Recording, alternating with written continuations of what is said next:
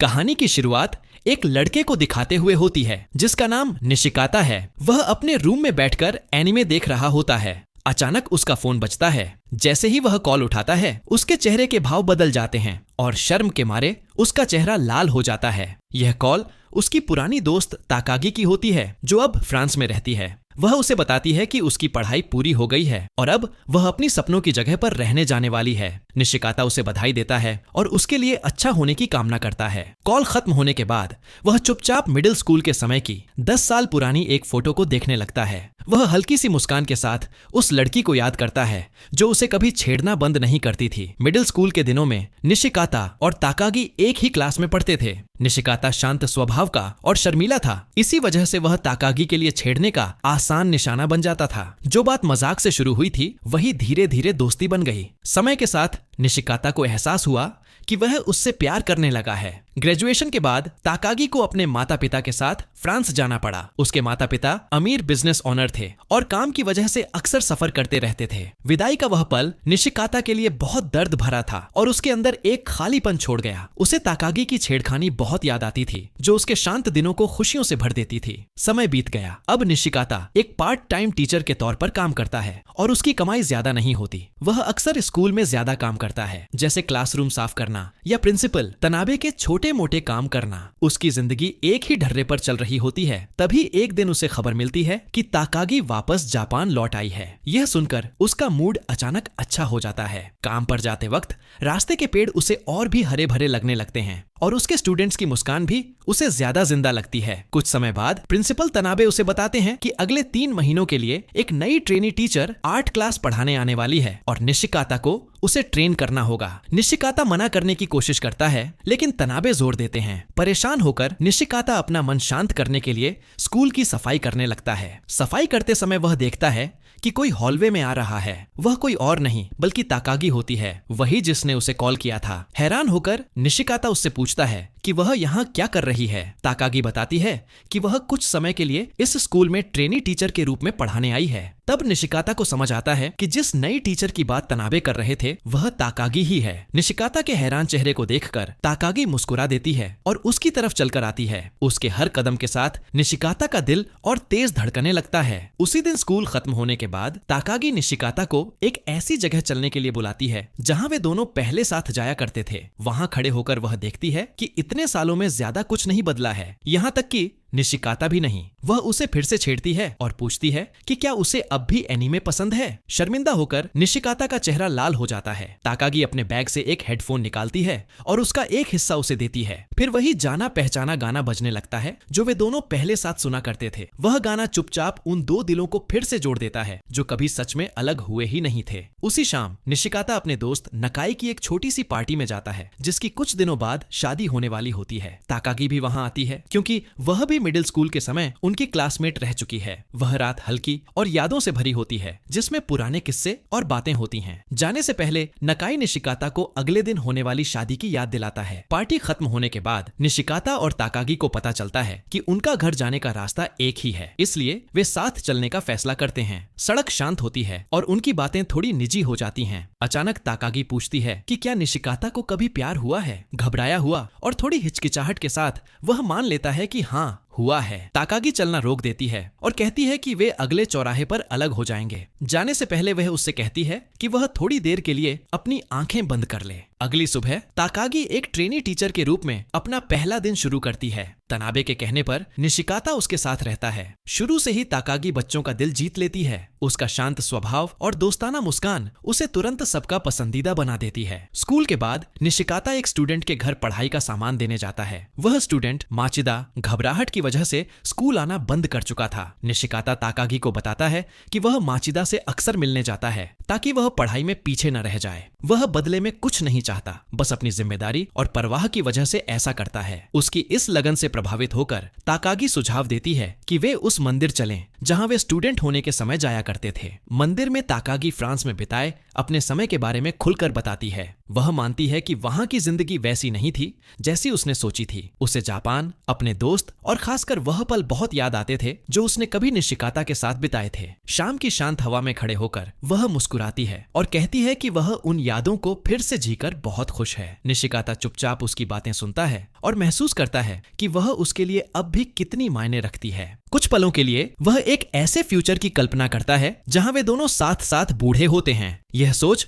उसे उम्मीद से ज्यादा सुकून देती है। अगले दिन नकाई की शादी होती है। निशिकाता शादी की खुशी में अपनी पुरानी क्लास के दोस्तों के साथ शामिल होता है, जिनमें ताकागी भी होती है। जब दुल्हन अपना गुलदस्ता उछालती है तो ताकागी उसे पकड़ लेती है और वहां मौजूद लोग खुशी से तालियां बजाते हैं। उसे देखते हुए निशिकाता फिर से अपनी खामोश कल्पनाओं में खो जाता है। वह सोचता है कि एक दिन वह उससे शादी करेगा और यह सोच उसके चेहरे पर मुस्कान ले आती है। तभी एक दोस्त उसे टोकता है और मजाक करता है कि वह फिर से खो गया है। बाद में जब निशिकाता नकाई को शादी का तोहफा देता है तो नकाई हंसते हुए पूछता है कि क्या वह अकेले रहने से कभी नहीं थकता। वह कहता है कि ताकागी के जज्बात हमेशा साफ रहे हैं और उसे याद दिलाता है कि स्कूल के दिनों में वह उसे कितनी बार छेड़ा करती थी। निशिकाता सिर हिलाकर कहता है कि वह सब मजाक था, लेकिन उसकी आंखों में एक ऐसी उलझन दिखती है जिसे वह छुपा नहीं पाता। कुछ ही देर बाद एक हादसा होता है जब ताकागी के हाथ से गुलदस्ता फिसलकर स्विमिंग पूल में गिर जाता है। बिना सोचे समझे निशिकाता उसे निकालने के लिए पूल में कूद जाता है, जिससे सब हैरान रह जाते हैं।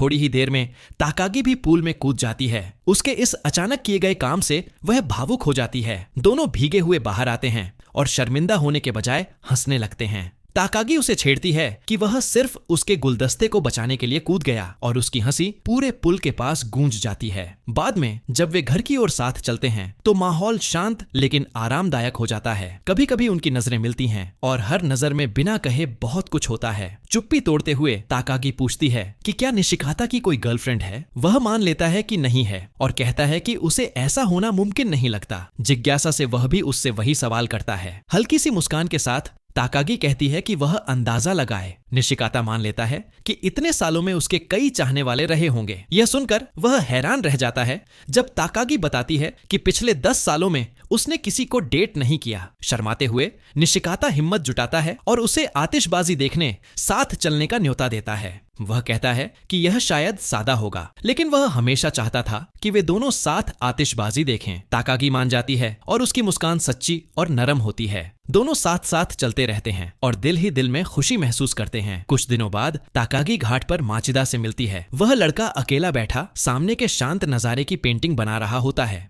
निशिकाता की बातों को याद करते हुए ताकागी धीरे से उसके पास जाती है और उससे बात करती है। शुरू में माचिदा झिझकता है, लेकिन जैसे ही वह निशिकाता का नाम लेती है उसका चेहरा खिल उठता है। वह बताता है कि निशिकाता हमेशा कितना दयालु और धैर्य रखने वाला रहा है और मुश्किल समय में भी उसने उसका साथ नहीं छोड़ा। उसे याद है कि निशिकाता ने एक बार उससे कहा था कि कामयाबी सिर्फ स्कूल में ही नहीं मिलती और अगर पेंटिंग उसे खुशी देती है तो उसे करते रहना चाहिए। माचिदा कहता है कि वही बातें हैं जिनकी वजह से वह आज भी पेंटिंग करता है। उसी हफ्ते स्कूल में ताकागी दूर से किसी जानी पहचानी शक्ल को देखती है। वही लड़की जो घाट के पास खड़ी थी। उसका नाम ओझाकी है। वह निशिकाता के पास आती है और उससे अकेले में बात करने को कहती है। भारी आवाज में ओझाकी बताती है कि माचिदा के स्कूल आना बंद करने की वजह वही थी। कुछ समय पहले उसने उससे अपने दिल की बात कही थी, लेकिन उसके बाद वह स्कूल वापस नहीं आया। जब वह उसके घर गई तो उसने मिलने से मना कर दिया। तब से ओझाकी खुद को दोष देती आ रही है और मानती है कि उसी ने उसे दूर कर दिया। सारी बात सुनने के बाद निशिकाता उसे समझाता है कि वह खुद को दोष देना बंद करे।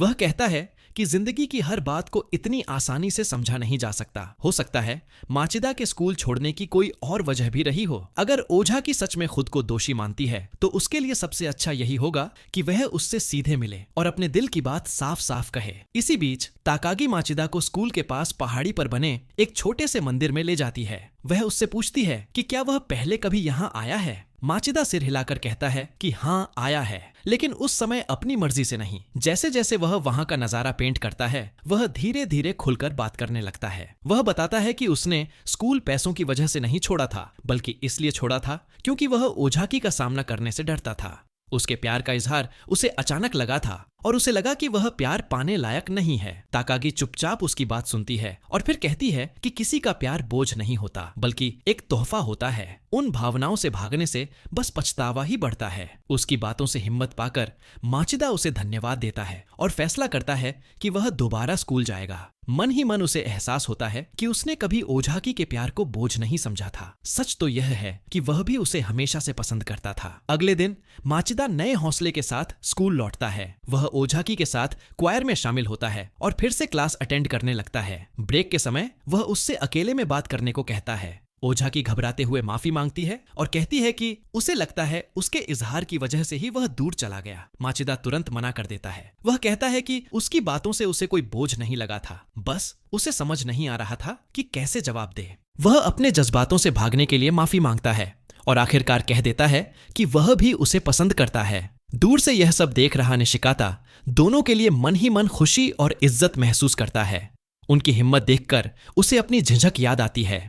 बाद में वह तनाबे से पूछता है कि अगर किसी को कोई पसंद हो तो क्या उसे अपने दिल की बात कह देनी चाहिए। तनाबे सीधा जवाब देता है कि हाँ, कह देनी चाहिए। जज्बात छुपाने से बस पछतावा होता है। कभी कभी मौका हमेशा के लिए चला जाता है। यह सुनकर निशिकाता समझने लगता है कि प्यार कोई छुपाने वाली चीज नहीं बल्कि जोखिम लेने लायक चीज है। उस रात निशिकाता आतिशबाजी वाले मेले के गेट पर ताकागी का इंतजार करता है। उसका दिल बहुत तेज धड़क रहा होता है, जैसे जिंदगी की पहली असली डेट हो।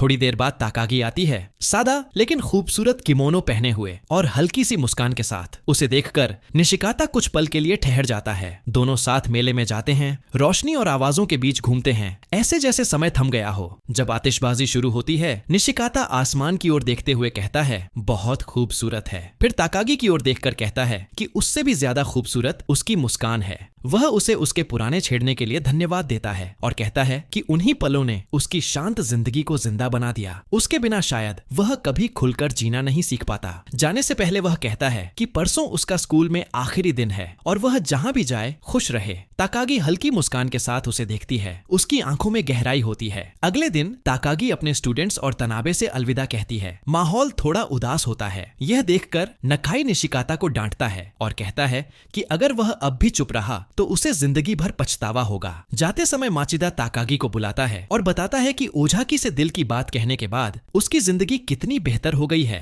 वह कहता है कि उसे और निशिकाता को भी साथ होना चाहिए। यह सुनकर ताकागी सच बता देती है। वह कहती है कि वह निशिकाता से बहुत लंबे समय से प्यार करती है। 10 साल बहुत लंबा वक्त होता है अपने जज्बात छुपाकर रखने के लिए। वह बताती है कि मिडिल स्कूल में उसने कई बार इशारे में कहा था, लेकिन निशिकाता कभी समझ नहीं पाया। माचिदा मुस्कुराकर कहता है कि शायद उसके इशारे बहुत हल्के थे। वह उसे सलाह देता है कि इस बार साफ साफ अपने दिल की बात कहे ताकि निशिकाता समझ सके। हिम्मत जुटाकर ताकागी निशिकाता को क्लासरूम में ढूंढने जाती है। जैसे ही वह अंदर जाती है, उसे पुराने दिन याद आ जाते हैं। 10 साल पहले वे इसी जगह नीले आसमान के नीचे हंस रहे थे, जैसे दुनिया थम गई हो। उसे एहसास होता है कि उसकी मुस्कान उसके लिए हमेशा कितनी खास रही है। चुप्पी तोड़ते हुए निशिकाता पूछता है कि क्या वह कुछ कहना चाहती है। जब वह झिझकती है तो वह खुद बोलने लगता है। वह कहता है कि उसकी मौजूदगी ने इन सारे सालों में उसके दिल की खाली जगह भर दी। उसका छेड़ना जो पहले परेशान करता था, बाद में बहुत कीमती लगने लगा। उसके जाने के बाद उसने उस खालीपन को भरने की बहुत कोशिश की, लेकिन कुछ भी काम नहीं आया। आखिरकार उसे समझ आया कि उसकी जिंदगी पूरी लगती है तो सिर्फ उसकी वजह से। कांपती आवाज लेकिन साफ शब्दों में निशिकाता आखिरकार कबूल करता है कि वह पिछले 10 सालों से ताकागी से प्यार करता है। ताकागी कुछ पल चुप रहती है, फिर धीरे से अपना हाथ उसकी तरफ बढ़ाती है। वह कहती है कि प्यार अक्सर उलझा हुआ लगता है, लेकिन यह उलझन तब होती है जब लोग उससे डरते हैं और उसका सामना नहीं करते। अब जब निशिकाता ने अपने दिल की बात कह दी है तो वह बताती है कि वह भी बिल्कुल वही महसूस करती है। वह भी पिछले 10 सालों से उससे प्यार करती आई है। कुछ दिन बाद निशिकाता ताकागी को फिर से स्कूल बुलाता है। दोनों साथ में क्वायर रूम में जाते हैं, जहां ओझाकी और बाकी स्टूडेंट्स उनका इंतजार कर रहे होते हैं। ओझाकी माफी मांगती है कि वह पहले अलविदा नहीं कह पाई थी और बताती है कि जो गाना वे गाने वाले हैं वह ताकागी के आने वाले सफर के लिए एक तोहफा है। जैसे ही बच्चे गाना शुरू करते हैं, निशिकाता और ताकागी के दिमाग में पुरानी यादें ताजा हो जाती हैं। यह वही विदाई वाला गाना होता है जो उन्होंने सालों पहले